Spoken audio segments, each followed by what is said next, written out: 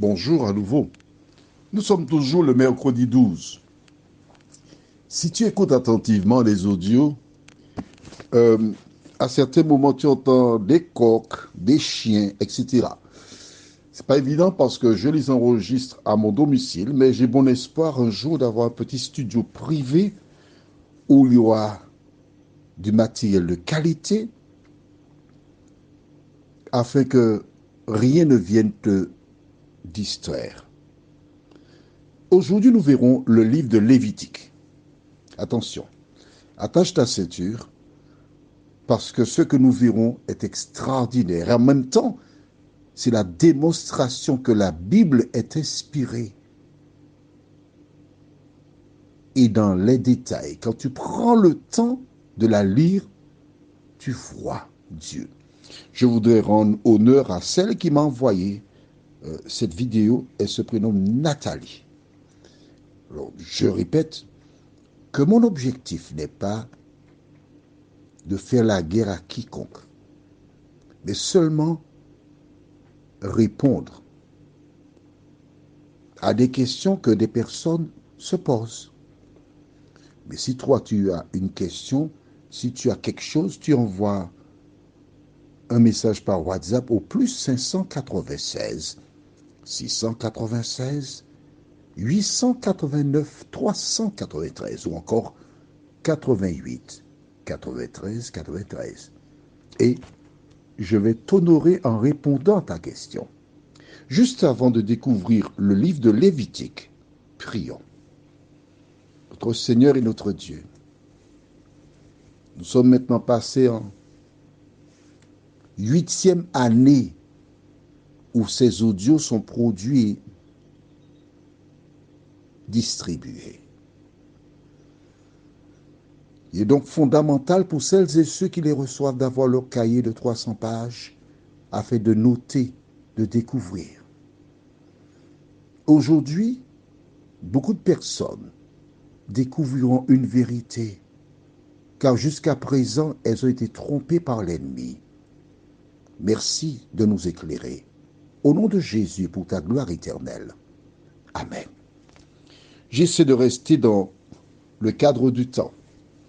Mais tu as noté que la fête de Pâques, celle qui commémore la mort de Jésus, à l'origine, on consommait un agneau.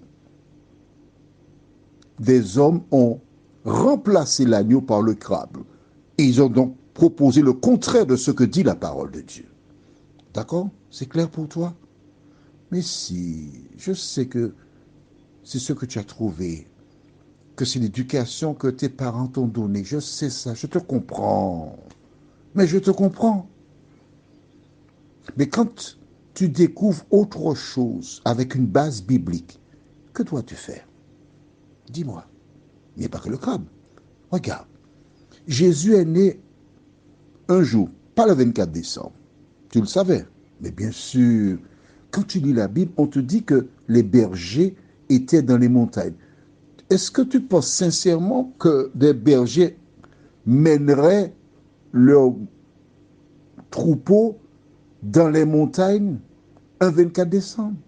Alors, fais des recherches personnelles. Aujourd'hui, nous voyons le livre de Lévitique. Tu as donc vu cette vidéo. Si certaines personnes peuvent la voir, je donne déjà, c'est Johanna, Joha, 2NA, le nom de famille Pierre, Xbra, EXBRA, sur TikTok. Souvent, ça arrive qu'on n'arrive pas à expédier cela. Dans cette petite vidéo, elle fait la démonstration. Elle montre comment les livres de la Torah, ce sont les 5 livres, Genèse, Exode, Lévitique, Nombre, Deutéronome, il y a une similitude et il y a une rectitude qui démontre la présence de Dieu. Il y a quelques années, des personnes déclaraient avec force que l'Ancien Testament n'a plus sa raison d'être. On a mis ça de côté. C'est le Nouveau Testament parce que ça, l'Ancien, c'était pour avant. Maintenant, c'est terminé. attention, ne répète pas cela. Ne répète jamais cela. C'est encore un mensonge du diable. Allons au livre de Jean chapitre 5, les versets 39 et 40. Je rappelle que les livres de Matthieu, Marc, Luc, Jean, on les appelle communément les évangiles, qui relatent la vie de Jésus sur terre, une partie. Et là, c'est Jésus qui parle. Ce n'est ni Paul, ni Pierre, ni Jean, etc. C'est Jésus. Que dit-il? Vous sondez les Écritures parce que vous pensez avoir en elles la vie éternelle. Ce sont elles qui rendent témoignage de moi. Verset 40. Et vous ne voulez pas venir à moi pour avoir la vie. On s'arrête ici. Jésus déclare qu'en son temps, les gens sondaient les Écritures. Qu'est-ce que cela veut dire? Que ces personnes allaient jusqu'au fond des choses pour savoir, pour connaître. Avec quel objectif? Il a dit, parce que vous pensez avoir en elle quoi? La vie éternelle. La vie éternelle, donc, du temps de Jésus, il dit, s'obtenait en sondant, mais en mettant aussi en pratique les Écritures. De quoi s'agit-il? Les Écritures. Il ne s'agit pas de la Bible, hein? Pas du tout. Puisque le Nouveau Testament n'existe pas encore. C'est l'Ancien Testament qui existait. Et à travers la démonstration faite par Johanna, tu vois que le livre central,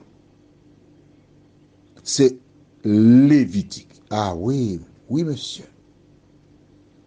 Parce que ce livre de Lévitique indique de manière claire et précise comment Dieu voudrait que son peuple vive afin qu'il soit saint. Ne me dis surtout pas que c'était pour un temps et que maintenant Dieu propose le contraire. Dieu ne change pas. Écris ça dans ton cahier de 300 pages. Laissons maintenant le livre de... Alors il a dit bien sûr, verset 40, « Et vous ne voulez pas venir à moi pour avoir la vie. » Cela veut dire que les personnes lisaient, comprenaient, mais elles faisaient le contraire. Celles et ceux qui indiquent que l'Ancien Testament n'a pas sa raison d'être, il faudrait qu'elles t'expliquent. Est-ce qu'Adam sera sauvé? Est-ce qu'Abraham, qui marchait avec Dieu, sera sauvé? Est-ce qu'Élie sera sauvé? Est-ce que Moïse sera sauvé? Or, nous savons que Élie et Moïse se sont entretenus avec Jésus sur la montagne de la transfiguration. Donc, le salut s'obtient par les écrits de l'Ancien Testament. La seule chose qui manquait, c'était Jésus lui-même. Mais ces personnes qui confessaient leurs péchés sur l'agneau ont obtenu la vie éternelle. Allons au livre de 2 Timothée, chapitre 3. Alors, juste avant de lire la référence, je vais faire écrit, parce que je sais qu'il y a des élèves là qui n'aiment pas lire la Bible, qui se contentent d'écouter ce que je dis. Je vais expliquer que les livres de Paul, ce sont des courriers envoyés. Donc dans 1 Timothée, chapitre 1, verset 1 et suivant, je lis cela. Paul, apôtre de Jésus-Christ, par ordre de Dieu, notre Sauveur, et de Jésus-Christ, notre espérance, à Timothée, mon enfant légitime en la foi, que la grâce, la miséricorde et la paix te soient données de la part de Dieu le Père et de Jésus-Christ notre Seigneur. La preuve que chaque fois que Paul écrivait à une localité, c'était à des chrétiens, pour renforcer leur foi. Que dit-il dans 2 Timothée 3, versets 15 à 17? Dès ton enfance, tu connais les 7 lettres qui peuvent te rendre sage à salut par la foi en Jésus-Christ. Dès ton enfance. Ça veut dire que dès que tu es petit, Tu connais quoi? Les saintes lettres. Or, la Bible, on trouve cette lettre de Paul à Timothée. Donc, il est évident, si dès son enfance, il connaît les saintes lettres, c'est que ce que tu lis là n'existait même pas encore. La démonstration que les Écritures, c'est l'Ancien Testament. Jusque-là. D'accord? Toute écriture est inspirée de Dieu et utile pour enseigner, pour convaincre, pour corriger, pour instruire dans la justice, afin que la femme que tu es là, Mamoun, Georges, etc., que l'homme de Dieu soit accompli et propre à toute bonne œuvre. Tu comprends pourquoi l'ennemi incita dans les siècles passés des hommes à ne pas avoir la Bible. Tu comprends pourquoi le même ennemi dit aux hommes que l'Ancien Testament n'a plus sa raison d'être. Prions. Notre Seigneur et notre Dieu, nous te remercions pour la parole qui nous éclaire, qui nous dirige dans toute la vérité. Merci Seigneur de nous aider à grandir en toi et que nous puissions nous laisser conduire par la parole. Nous t'en prions au nom de Jésus pour ta gloire éternelle. Amen. Je te souhaite une bonne journée, tout ce qu'il y a de meilleur, et nous verrons demain un thème intéressant, les tatouages. En attendant, que l'Éternel continue de te faire du bien.